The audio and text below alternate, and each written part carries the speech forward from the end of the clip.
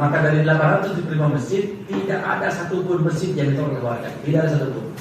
Nah itu ditolak, itu bukan masjid, itu rumah ibadah. Beda, rumah ibadah dan masjid beda. Ya.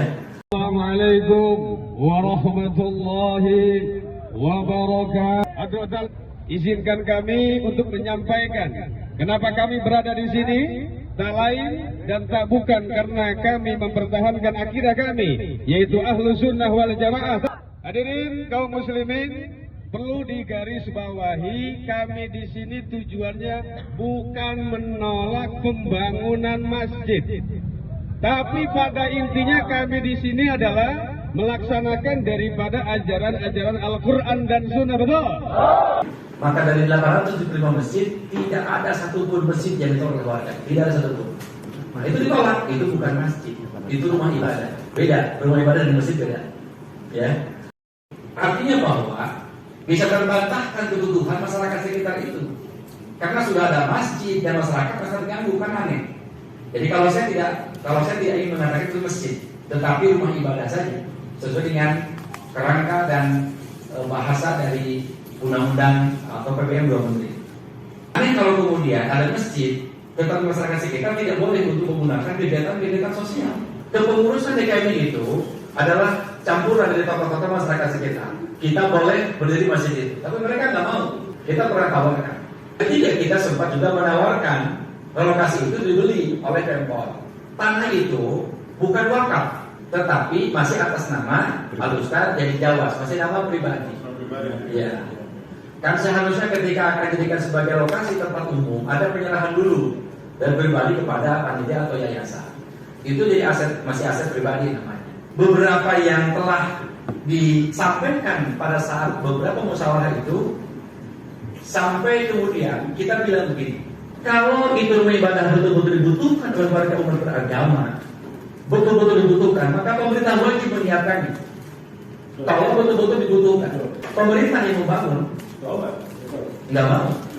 Kalau memang substansinya pengen bangun masjid, Betul. Kita yang bangun ini, pemerintah sudah siap membangunkan, karena itu amanah undang-undang. Nah, kembali ke pasal 13 ayat 1, rumah ibadah itu dibutuhkan oleh warga masyarakat sekitar.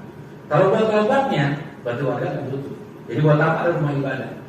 Jadi kalau kita mengacak ke situ, maka dari 875 masjid, tidak ada satupun masjid yang ditolak oleh warga. Tidak ada satupun. Nah itu ditolak, itu bukan masjid, itu rumah ibadah. Beda, rumah ibadah dan masjid beda. Ya. Assalamualaikum warahmatullahi wabarakatuh. Izinkan kami untuk menyampaikan kenapa kami berada di sini.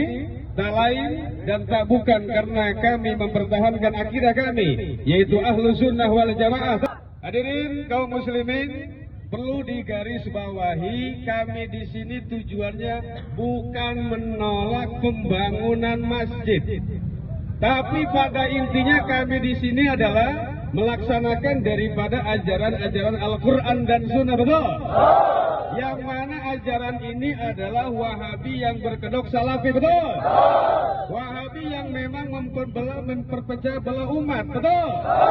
Yaitu barang siapa yang membangun masjid, yaitu masjid tujuannya adalah dirorun wa tafriqan bainal muslimin. Tujuannya adalah memecah belah umat. Maka dalam tafsir tersebut di ayat 114, tafsir ayat tersebut la yajuzu ayyubnal masjid qurbal masjid.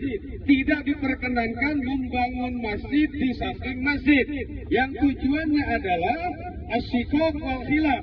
Tujuannya untuk memecah belah umat. Ini yang terjadi sekarang, kira-kira memecah belah umat tidak? Ini ada masjid kan di belakang? Di depan sana ada masjid kan? Jadi fungsi masjid ini apa? Menurut keputusan 2 menteri saja, pemerintah wajib memfasilitasi jika memang warga sekitar memerlukan masjid. Warga sini perlu masjid nggak? Warga di sini perlu masjid nggak? Ini masjid berdampingan nggak? Maka hukumnya haram membangun masjid di samping masjid yang tujuannya memecah belah umat. Yang akhirnya dalam ajaran akidahnya ini menyesatkan kaum muslimin, betul? Yang sudah ada di zaman Imam Asy'ari dan Maturidi, betul? Ini tujuan kami bukan melarang masjid. Awas, kami bukan Syiah, kami bukan aliran apapun. Kami adalah Ahlus Sunnah wal Jamaah yang mempertahankan akidah kami agar kita ini bisa hidup tentram, hidup nyaman, dan hidup berdampingan selama masjid ini berada. Dan perlu diingat juga, masjid ini bukan warga yang merobohkan, tapi pihak DKM Masjid yang merobohkan dalam rangka renovasi total. Betul? Perlu dicatat, bukan kami yang merobohkan, tapi pihak masjid sendiri yang merobohkan. Betul? Ini harus dicatat. Ayat ini kemudian kalian cek juga di surat At-Taubah ayat 107. Apa yang berbunyi di situ?